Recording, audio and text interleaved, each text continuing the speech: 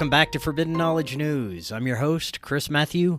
Today my guest is Jery McKinney. First, a couple of announcements. Great ways to help support Forbidden Knowledge News. Of course, watch the Forbidden documentary, Occult Louisiana, available on Tubi and multiple streaming platforms. You can get a Rokfin premium membership, rokfin.com/FKN+, get access to all our premium content. And you can also download all our podcasts through Spreaker. That's always free for you. We are booking guests for November. If you have suggestions or you'd like to be a guest, email me forbiddenknowledgenews@gmail.com. Today I want to welcome Jery McKinney. He is an explorer of ancient wisdom and modern ideas, blending philosophy, science, and spirituality to challenge conventional thinking. With a focus on introspection and integration, he seeks to bridge the gap between the unseen and the practical. His work involves holistic life coaching and a high-frequency clothing label launching in 2025.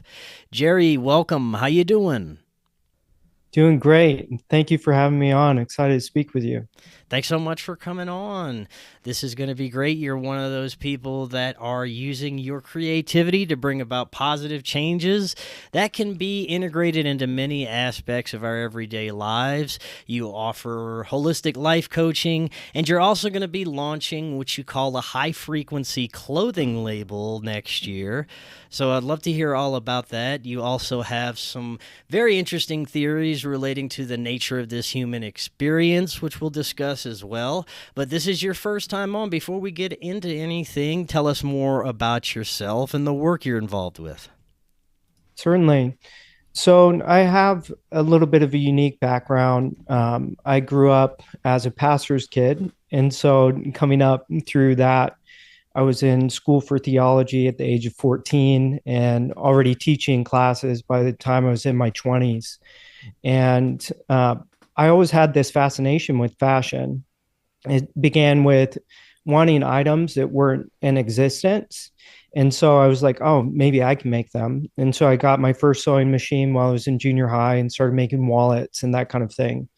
And then eventually toured schools and realized that men's fashion wasn't something that you could do exclusively, but it was more of an elective, and women's fashion was more of the focus. So I really dove into women's fashion and said, okay, well, let me see if I can do this for my education and I'll enjoy this, and ended up appreciating it as this really underrated art form. And the best talent really goes to women's fashion. So through all of that and through my upbringing, I ended up kind of taking these different routes through creative roles, ended up working in finance for a while, ended up being a theology professor for a while. But I've found a way to kind of combine a lot of these different things that I've been interested in. And a lot of it has to do as well with a health journey that I've been on, where I ended up losing 50 pounds. I went from drinking half a bottle of whiskey a day to I haven't drank in a few years. And it's not so much that like I'm sober. It's more, I just don't even want to drink. I don't want to do that to my brain is kind of where I'm at. And I like the sharpness that I've been able to have and the mental clarity. And so then going from beyond just the health aspects of diet and all of this, I started to realize, what are we taking in through our clothing? Because if we're sitting in this stuff all day long, why haven't we taken this beyond just what we're consuming to what's getting into our bloodstream through our clothes? And what is the healthiest thing that we're able to wear that would be good for not just our health, but spiritually speaking as well? Were there any profound events along your path that really led you to your current understandings of the nature of this experience and your spiritual experiences? Certainly. So there was a lot of really pivotal books. So one that really opened me up coming from a Christian background is called The Spirit of the Disciplines by Dallas Willard. And what I hadn't realized is that I was very much divided from my body. And I was having issues with disassociation and kind of the faith movement of Like you don't say negative things, you don't really feel these negative feelings. It had driven this division between my body and my spirit. And we would often have these kinds of interpretations of the scripture that it's a flesh warring against the spirit. And we need to do these things to get more into the spirit and more out of the flesh.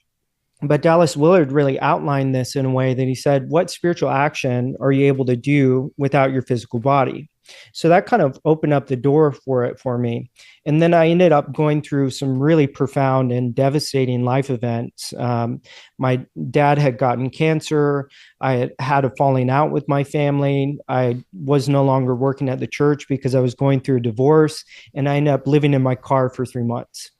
And while I was living in my car, my ex-wife was pregnant with our third daughter, and all of this, I was at the worst place. I was at rock bottom, and I came across this book by this author, Jackson McKenzie, called Whole Again, that really got into this embodiment practice and somatic therapy. And for the first time in my life, I discovered how to embrace unconditional love and to not feel responsible for other people's thoughts and feelings, but to release so much of that baggage. So it's like these steps, like I had to have the Dallas Willard that would say, okay, this is okay within a Christian mind frame that you grew up in and that kind of system, then to lead into this Whole Again. But then through that too, I ended up finding a therapist and getting into a study that was being run out of Japan for this type of therapy called AEDP, which is a somatic type therapy. And I got a super discounted rate because I didn't have a lot of money at the time living in my car. And it was like going from reading a book about the gym to getting a physical trainer. The difference and the amount of things that it really unlocked for me. And this helped me to decode so much of the dogma that I'd grown up in and to be able to release some of that stuff and kind of move into a new season. And I found all these profound things. So this really led to the weight loss journey and being able to quit alcohol, being able to establish a new life. And it was this really profound kind of set of circumstances that allowed me to move into this. Could you tell us a little bit more about what somatic therapy and AEDP is? Right. So I always forget the acronym of AEDP, but kind of what's most helpful anyways is just to kind of talk about the process. So if you're sitting with a somatic therapist, what they're going to do is get you out of the narrative. So traditionally in talk therapy, you sit there, you talk about your problems, they talk back, and that can be really beneficial to have this kind of conversation space without judgment and to verbally process some of your emotions. But a somatic therapy type would be totally contrary to that in the sense that you're actually locating feelings in your body. So a lot of people now have read this book, The Body Keeps a Score. And they've realized that trauma is stored in the body. And this is something that neurologists and different people in the field are really coming to the conclusion of, that there is trauma locked up in our body that can lead to disease. It can lead to mental issues. And what a lot of people don't get to is to the point of, okay, how do you release that trauma that's held up in your body? How do you go about the steps of letting go of that and moving past it and allowing that to leave your body? So somatic therapy, you'd be sitting down with your therapist and you'd start telling a story about some traumatic event or something that happened to you. And they'd be like, okay, pause that. And you'd be thinking, I'm in the middle of this really important story that seems so important that I'm having these aha moments and I'm really getting to the root of like what screwed me up in life. But they'd say, stop talking. What are you feeling? What are you feeling right now in your body? And you have to develop this whole new lexicon. And it does feel a lot more like working out than it does like having a conversation, because it is this physical work. And so you start to describe emotions, but you're using narrative again, you're using storytelling again, and they just gently guide you back to, no, like describe the sensation that you're having in your body, because a feeling is that it's a sensation in our body. And as you do that, it's really profound the way that these messages come through. And it's like that thing, that tightness or that ache or that pain or that sharp stabbing, it was trying to tell you something. It was a messenger. And it was saying, hey, like, you got to pay attention to this. But we had developed above that all of this storytelling and all this other stuff that didn't really address the root of it. So it's a really uncomfortable process, but extremely transformative as well. Now, you mentioned how you use these therapies to escape your personal dogma and trauma behind that. And I find that so interesting how so many people have trauma behind the childhood experiences with religion and the dogma behind that. And in your talking points, you mentioned you had experiences of apparitions while trying to release the fear of hell. Could you tell us a little bit more about that? Certainly. So it is pretty intriguing when you get into the doctrine of hell and you talk to a Christian about it, because there is a pretty strong response generally that hell is definitely real.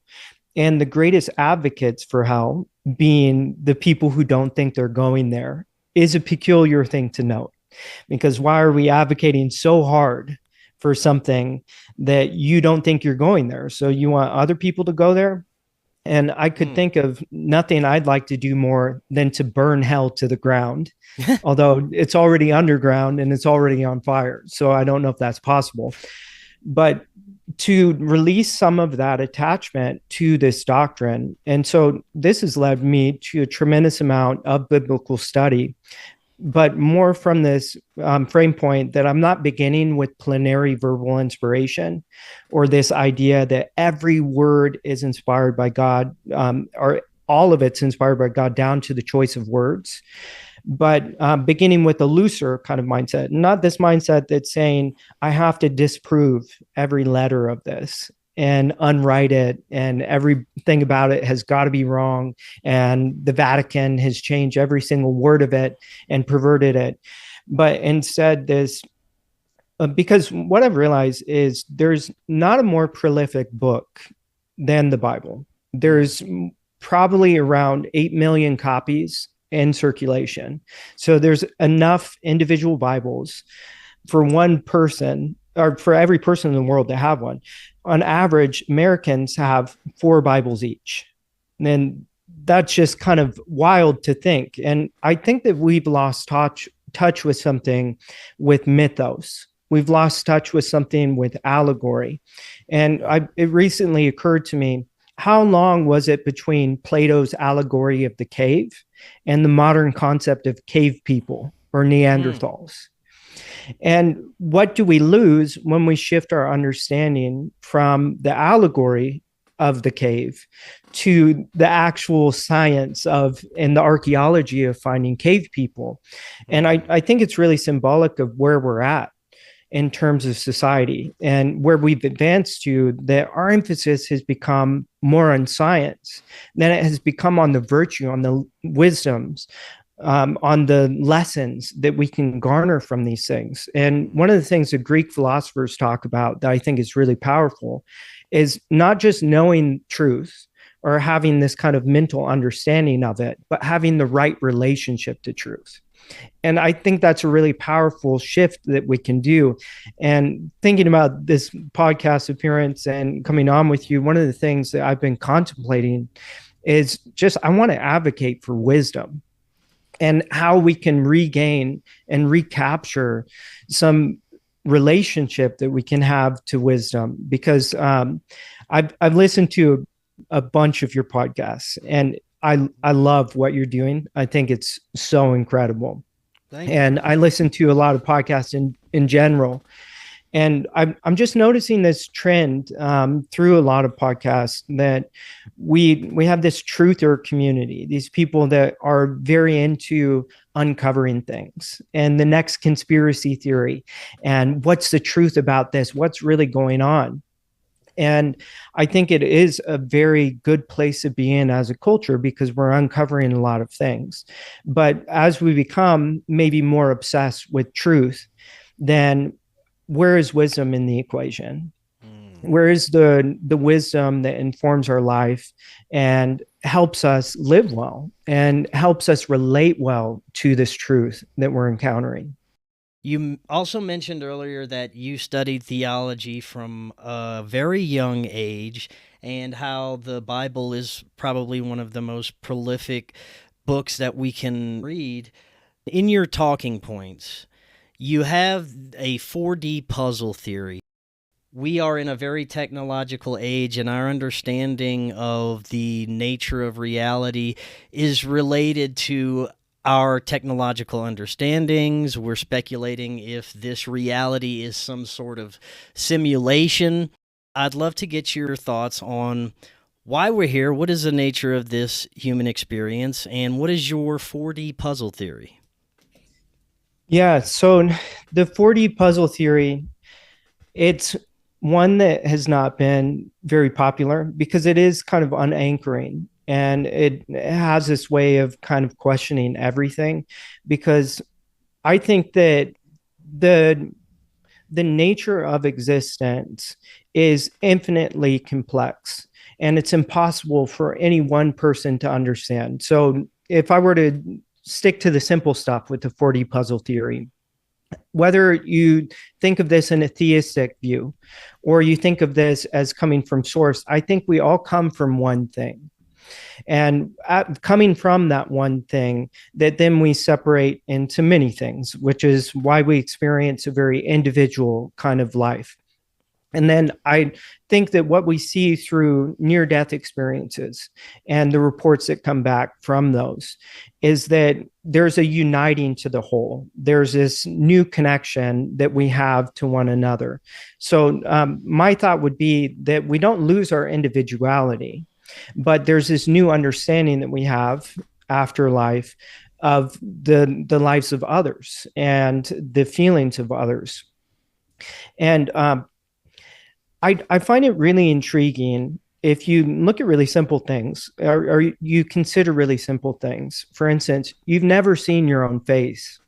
You've never seen it the way that another person has. Never once. And even if you get a mirror, like there are special mirrors that reflect your face the way that other people see it, you're not seeing it in a 3D manner the way that that other person would. And then you could even question if we've seen anyone else's face in real time, because there is the speed of light, at least it takes from their face to get into your retina, then for your brain to process. And so with this, we just have a very limited understanding of self. We have a very limited understanding of others. One of the things that I've been thinking about a lot lately is Ludwig Wittgenstein. So he has this concept of a beetle box, like these little children going out and each collecting a beetle, but no one can look into each other's beetle box. Only the children can describe the beetle to each other. And in this concept, he illustrates this really profound thought about our own human suffering and how it's like we have this beetle within that it's like our suffering, and we try to describe it with words and we talk about the colors of it or the experience of it, but we can't really show someone else our suffering. We can't really describe that in a way that they're going to be able to understand it. And I believe that this goes way far beyond just our suffering.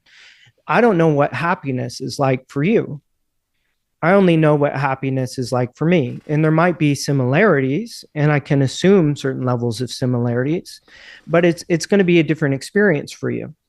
So getting back to the puzzle theory and kind of how I think of this world, I think that no matter how much you study, no matter how much you talk to other people, no matter how many books you read, no matter how many experiences you have with plant medicine or how many experiences you have of a transcendent kind of spiritual state, that you'll never fully understand this existence. And I almost see it like a video game or something, that as soon as you get to the end of the map, it's spawning more map.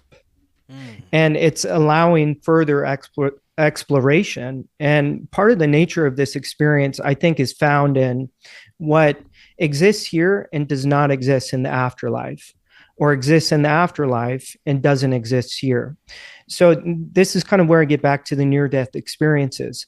So if I want to know something about Italy because I'm planning to travel to Italy, I could talk to someone that's read a lot of books about Italy, or has heard a lot of things about Italy, or has seen it in their head, or has had some kind of version that they can tell me. Or I can speak to someone who's been to Italy. And what's going to be kind of more reliable information as far as what might be in Italy.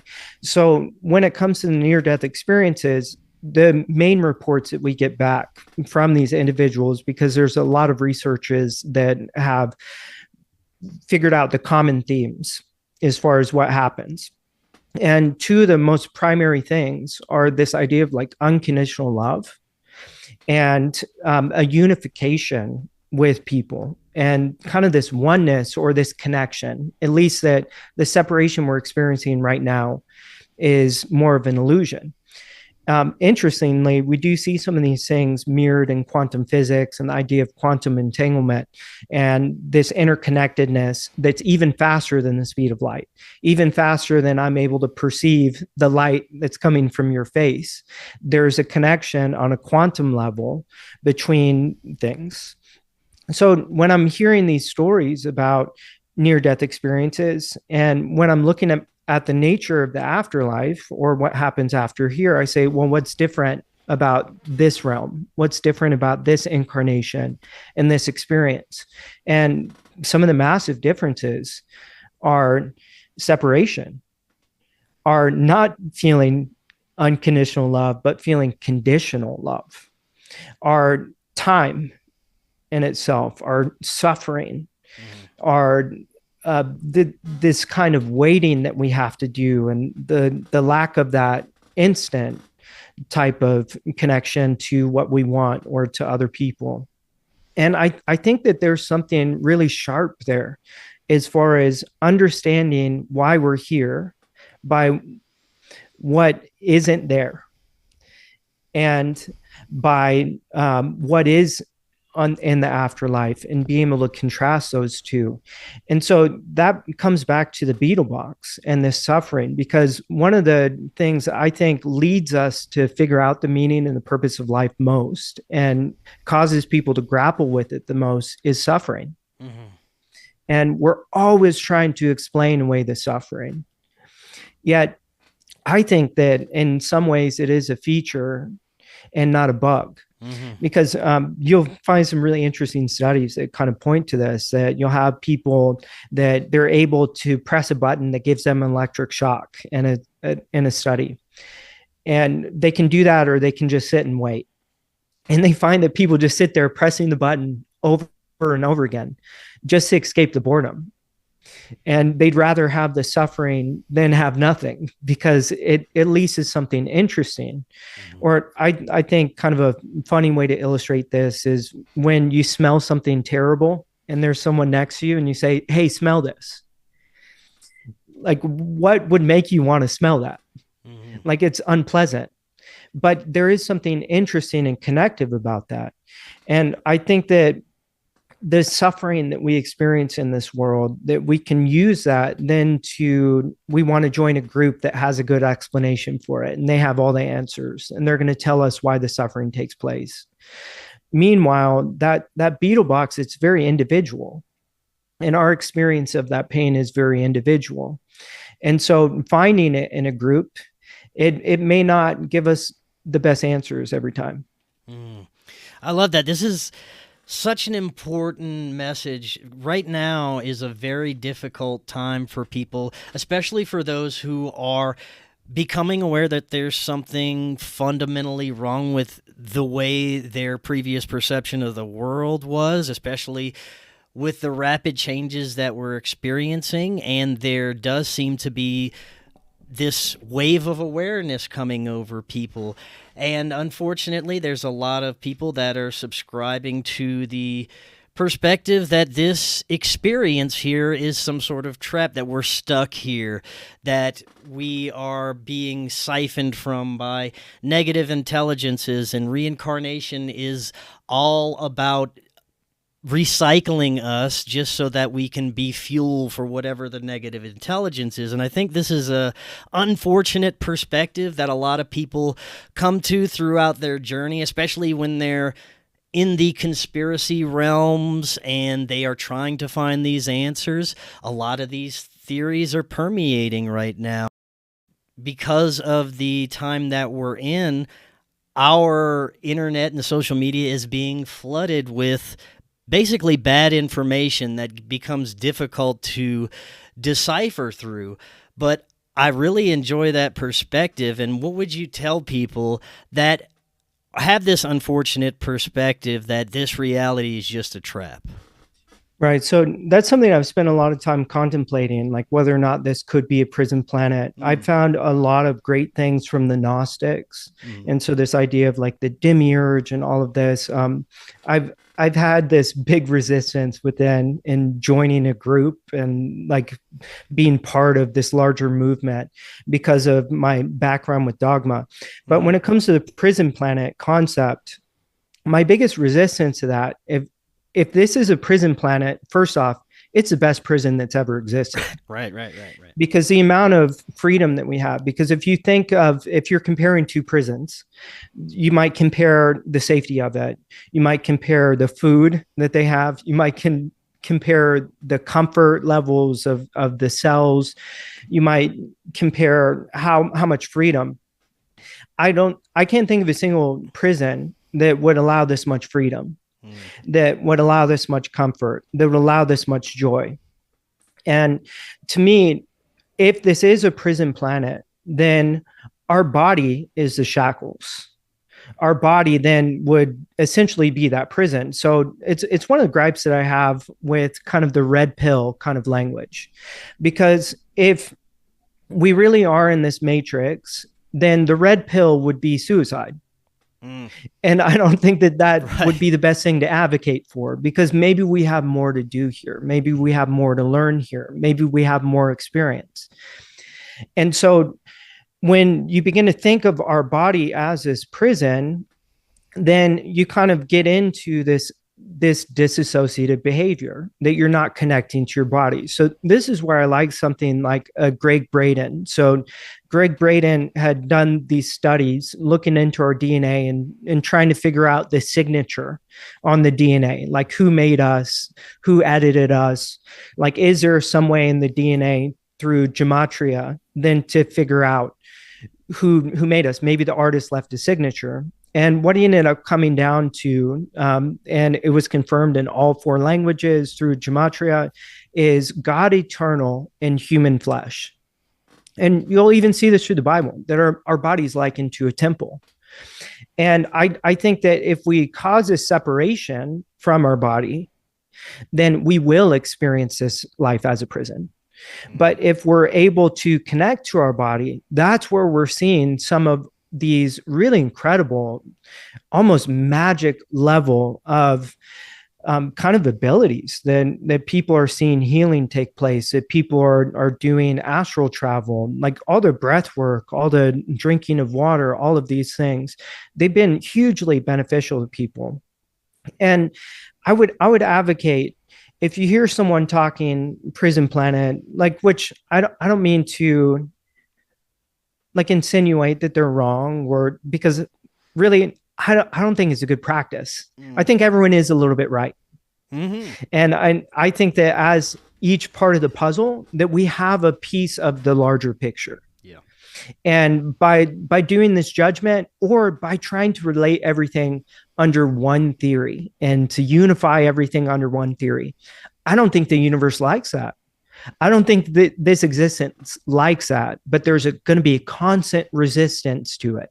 Because even if we did come up with one, what does that mean from someone else's beetle box? What does that mean from their experience? There's a universe inside of each of us. And we don't know how another person is experiencing the universe. Therefore, how can we unify it all under one thing?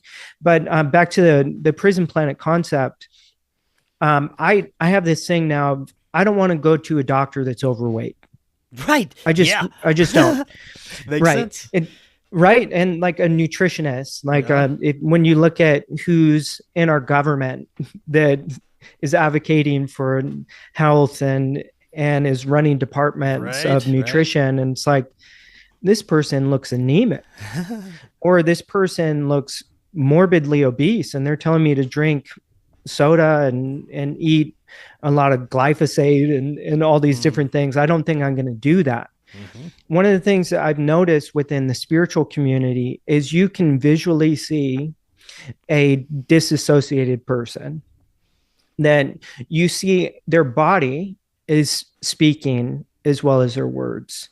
And applying the same thing, like, and I really don't mean to be rude, and I don't mean this at any specific person, but if you're having like weight issues and like your eyes are sallow and like there's some kind of thing going on physically that we can see, then maybe when you're telling us a prison planet, that's more of a personal thing.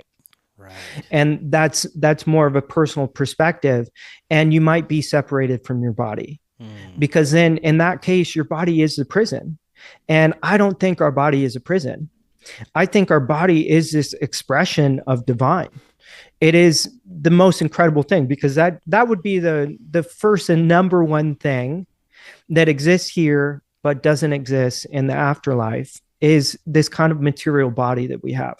And I think we got to make friends with it and find ways to connect to our body and find ways to release the trauma, find ways through all of these modalities that have been coming up recently, I think are very powerful, that involve like a greater emphasis on exercise, kind of these things to jolt us awake, like a cold plunge, these, the emphasis on not putting chemicals all over us all the time and being able to clean things up. And it's really incredible when you start to go down this path, how your thinking clears and how your emotions clear and how you build this greater relationship with yourself instead of feeling like we're stuck here and everything is terrible. Through my journey, I've come to realize, for me, that the most important things in my reality that I can focus on is how I view things, my perception, and the fuel for what brings beauty and wonderful things in my life is my willingness to participate with it, the imagination and creativity that I put out behind it. It seems to be this fuel for positive outcomes and positive energy, and it perpetuates it. And I know I've been saying this for years, and it sounds like new age woo-woo BS, but it's the absolute truth. Our perception is everything. Definitely. My uncle used to say attitude is everything. And I really hated that phrase when he used to say it, but I've recently been coming back to it. And that's not to say you won't experience deep pain, right? But it's a perspective of that deep pain that you have. And if I were to leave people with a somatic practice, there's an author called Tara Brach, and she has this idea called RAIN. And so recognize, allow, investigate, non-identify. So a lot of people don't even get past the R of that, of recognizing, like, I'm having a big feeling, like I'm having a big sensation. And often we don't notice a feeling in real time. We notice a feeling once it's become a large breaker. Like, we don't see the swell, we don't see the undercurrent. We just see this massive like burst of anger, and we're thinking, why am I so pissed off? Like, why am I so depressed? And we only recognize it once it's escalated to that point. But if you can learn to recognize early on what those feelings are, that you're having those big feelings, then you can move on to the next step, which is to allow. And this is something that is really difficult because we feel like we're going to be swallowed alive by those feelings. And especially when it comes to these negative feelings, right? And to be honest, like I came to this point of realizing I didn't trust my happy feelings. I didn't trust feeling good, right? Because of a fear of hell. because like that was going to lead to some kind of ego, or because maybe I was feeling good because I was doing something bad, and sometimes doing something bad feels good. And so there was like this disassociation and kind of this twisting mentally that I had.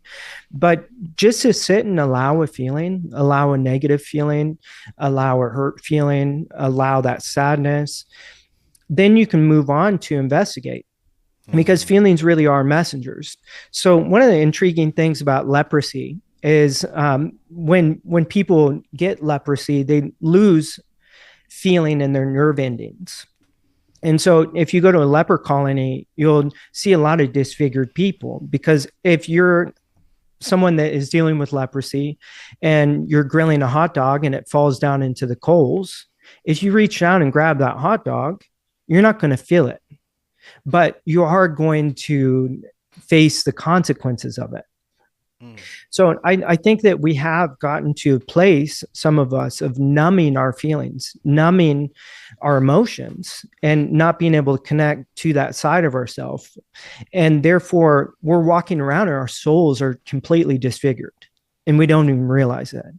And we're dealing with all of these downline kind of issues, not realizing even those negative feelings, they're good because they're a messenger. They're trying to tell us something. They're trying to tell us, hot, don't touch. Don't stick your hand into a burning barbecue. And we're continuing to do these things in life that are essentially sticking our hand into a burning barbecue. We're having the same fights with people because we're not listening to the emotions. We're staying in abusive situations because we're not listening to the messengers. So if you can recognize and allow, then you can investigate, which is a simple, okay, feeling, what are you trying to tell me? And there's often a really good message there. So then when you get down to the fourth point, the end, it's non-identify. So essentially this is, no feeling gets to tell me who I am. It doesn't define me, and it doesn't get to tell me what to do. So I kind of imagine this whole thing like a feeling's knocking at your door. You hear it and you're like, oh, there's a feeling here. Allow is like, oh, come in, take a seat. Investigate is, okay, you can say your piece. What are you trying to tell me? And then non-identify is, okay, but you don't live here. Like, I'm not setting up a room for this feeling and defining my whole life and putting up posters on my walls that are this feeling, but you can go now. And if you're able to walk through these steps, you really do see a release of that feeling. You're able to deal with them more on the small level, learn the lessons that they have to give you. Something that I still struggle with occasionally is this strange guilt over becoming successful on my own and doing what I do as a creative job. Growing up in a religious family, having this ethic instilled in me that I have to follow in my father's footsteps, be a lawyer or something prolific like a doctor, or you won't be respected, or some sort of corporate job where I'm bringing in hundreds of thousands of dollars a year. And when I first started to go down this path, which I never expected, it just started out as a fun hobby. When I first started to be able to support myself from this career, there was so much overwhelming guilt, and I didn't know where it came from. I didn't understand it. But I do now. I know exactly where it comes from. And I still struggle, like I said, with that occasional feeling popping up. But I had to realize that I do deserve this. This is my life path. This is what I came here to do. And I'm grateful and blessed to be able to do it every day. And it's an incredible thing. But it's unfortunate that we have these things like guilt over success that gets instilled in us. Yeah, I think one of the most powerful things that we can do is to forgive ourselves and to let go of things. And one of the things that's intrigued me is when people are like, I don't forgive that person. Like, I'm never going to forgive them. Because where does the energy live? That negative energy. It doesn't live with that person. It lives with you. That's its home. And you're saying that you're going to make it stay there. And for what reason? Because you're afraid that someone else is going to do it to you and you got to protect yourself. Sorry, that's not going to work.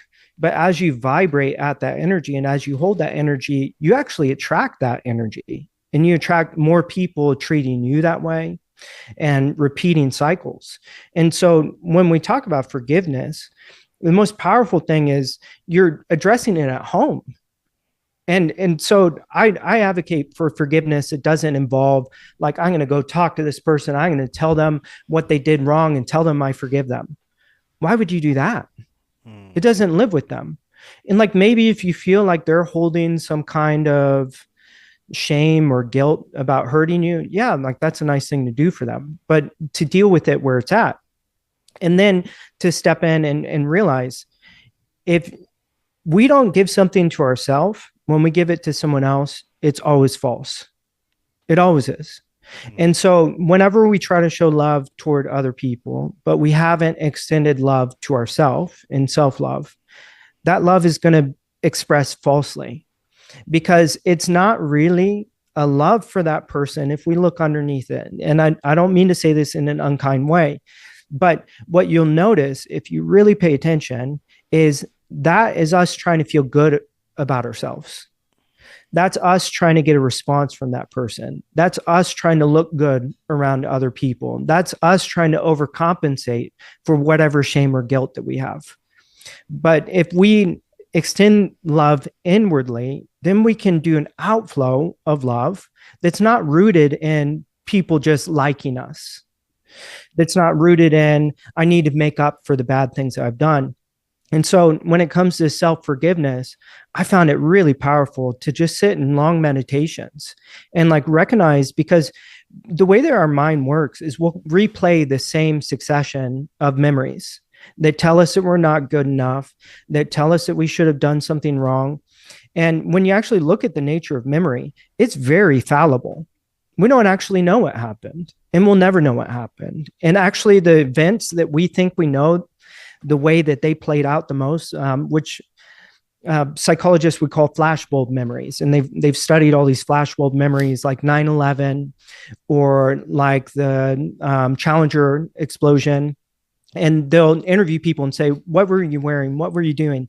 And then they'll interview them 6 months and a year later, and their answers change drastically, because every time we remember something, we're remembering it. We're not going to a filing cabinet where things have been kept exactly like we left them, but we're doing a creative act of reconstructing that thing, and it becomes like a photocopy of a photocopy.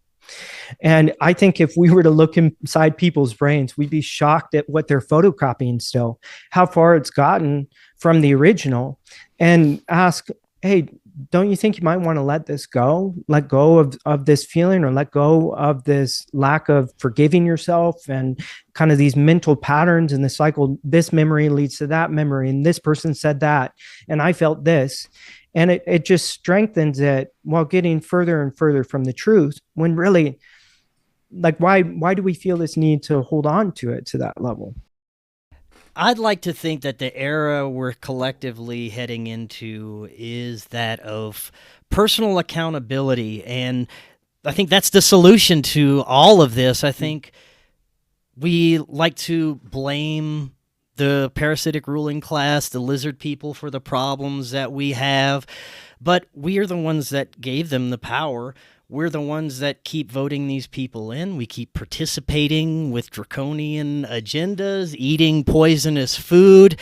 We're perpetuating it, basically. And I see that the more we take personal accountability and pull out of those anti-human systems and start taking care of things that can fundamentally make a difference and make things better, that's going to have an infectious effect on the next person.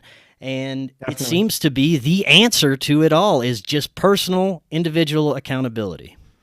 And to come back to the idea of life reviews and kind of the near-death experience, what a lot of people report in their life review is that they feel every interaction that they had from the other person's perspective, and they see themselves, really see themselves, and really see the other person and see and feel from their perspective. So I think that we have to rethink at some point our meaning and our definition of success.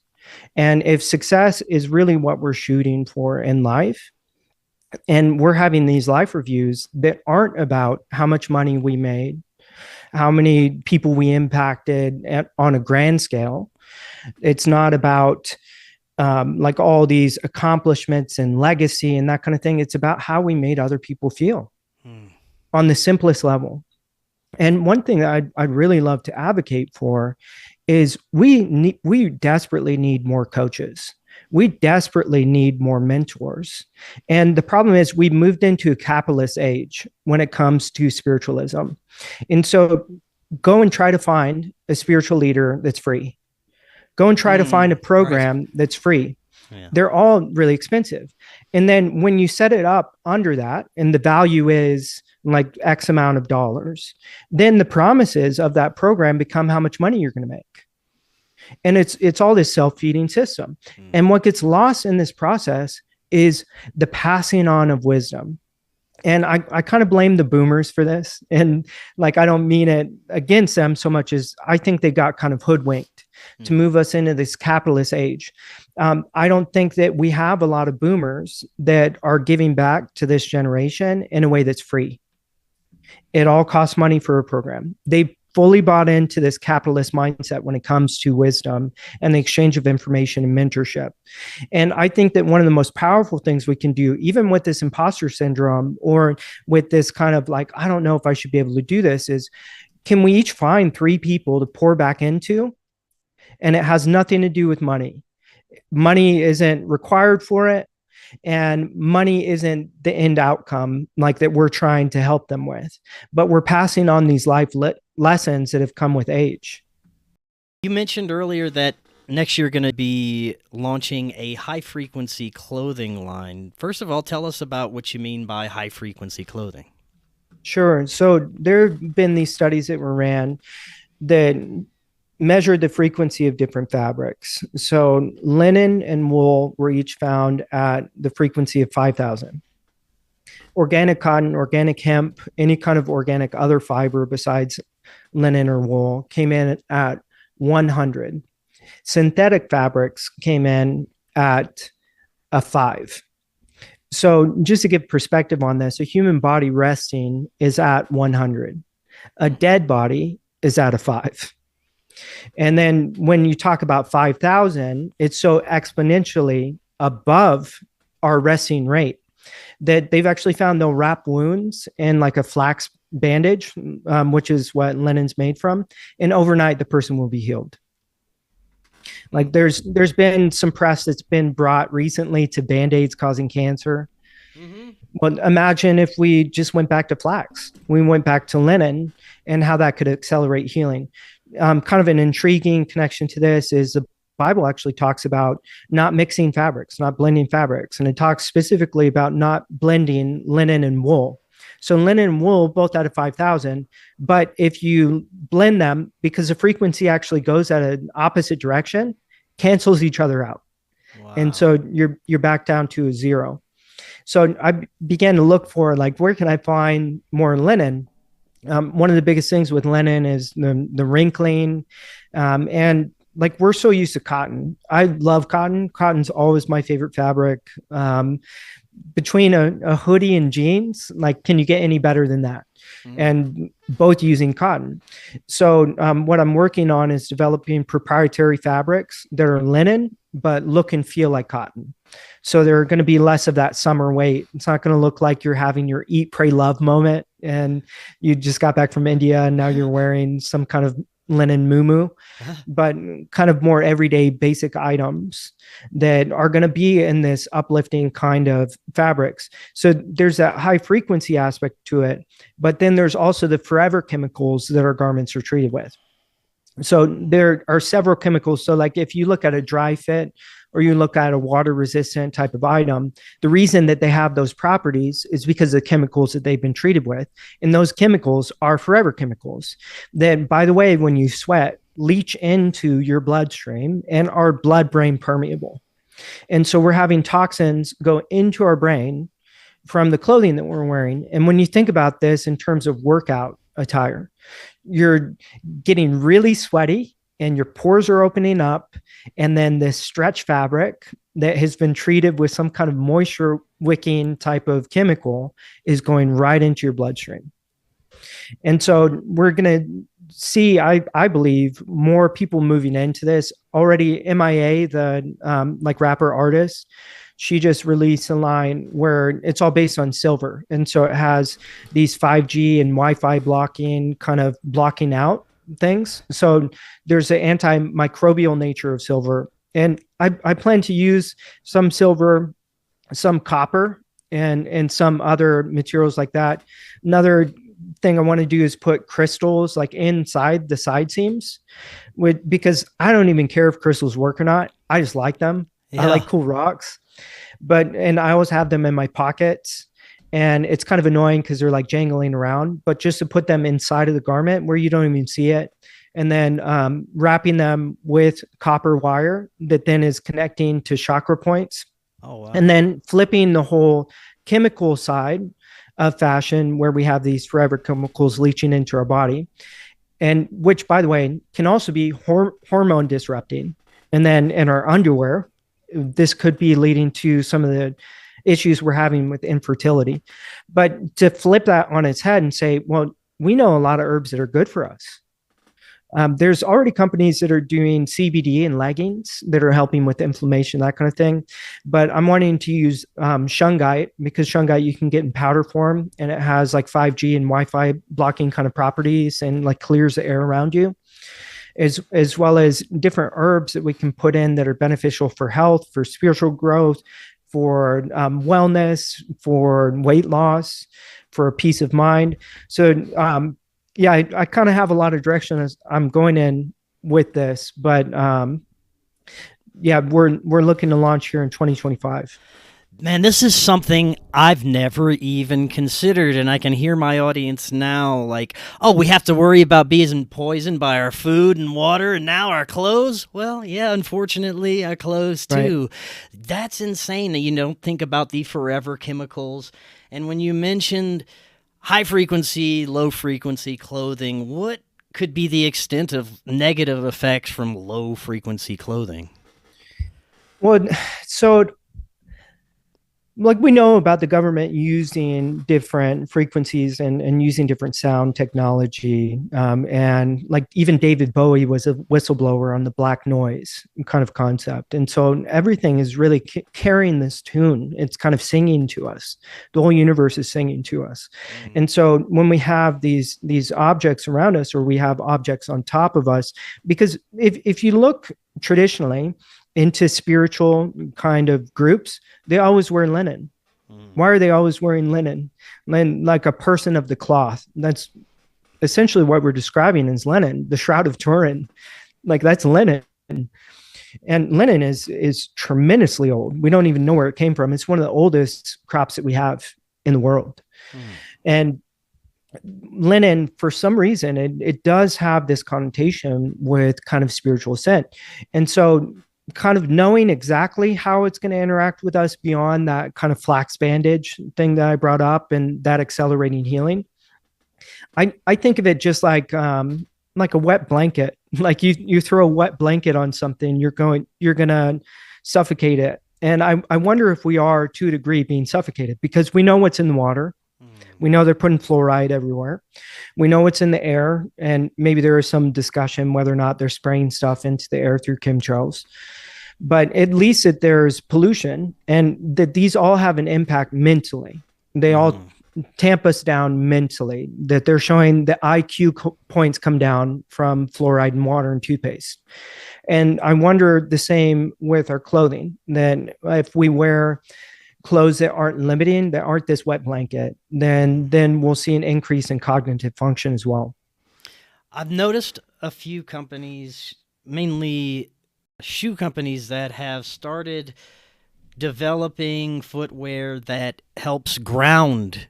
And that's something else that recently become aware of, is the fundamental problem with a lot of our footwear, where we don't make contact with the ground and we don't get that beneficial energy and the frequencies that come from it, right? Definitely. So yeah, that rubber totally disrupts our ability to ground. And if you go back to older cultures and the way that a village would work, walking around barefoot, or even I've seen some really ancient shoes that have metal devices on the bottom of them. And if you wear certain kinds of leather, or like you're saying, these shoes that people are now making, you don't lose that connection to the earth, and kind of having that electrical output, like where you're not holding all of it inside of you. So I'm not even the best person to talk to about the whole science of the electricity and how it's moving through us. I do have orgone devices. I got some from the guy who runs Organite out of Oregon, Washington. Yeah, he actually connected me to you, so I should give him a shout out. But I love having these kinds of things in my life, and I kind of rely upon people like Isaac to have the broader understanding. But there certainly is something that if we're running around in rubber shoes all day long, that we're disconnected from the earth. And I think through our clothes, in the same way, we'd be disconnected from the atmosphere. That is kind of creating this barrier from the atmosphere around us and the energy around us. Right on. This is great information. Jery, is there anything that we haven't covered that you'd like to leave the audience with tonight, or any final thoughts? I just really appreciate being able to come on and appreciate what you do. You've had some real heavy hitters on, and so I feel honored to come on with you today, and really just let's get wisdom. Let's put the emphasis on wisdom, because truth is really awesome. And I'm loving this time of revelation, all this stuff coming out, but it doesn't ensure a good life.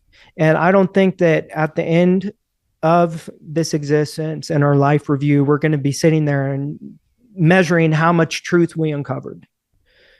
But I think that more of a factor will be like how we made other people feel. And that requires this other skill of wisdom. And so I really just want to advocate for that, and advocate for people finding someone to mentor and to pour wisdom in, because we need to undo some of this generational thing that has gotten off, because we used to respect people older than us.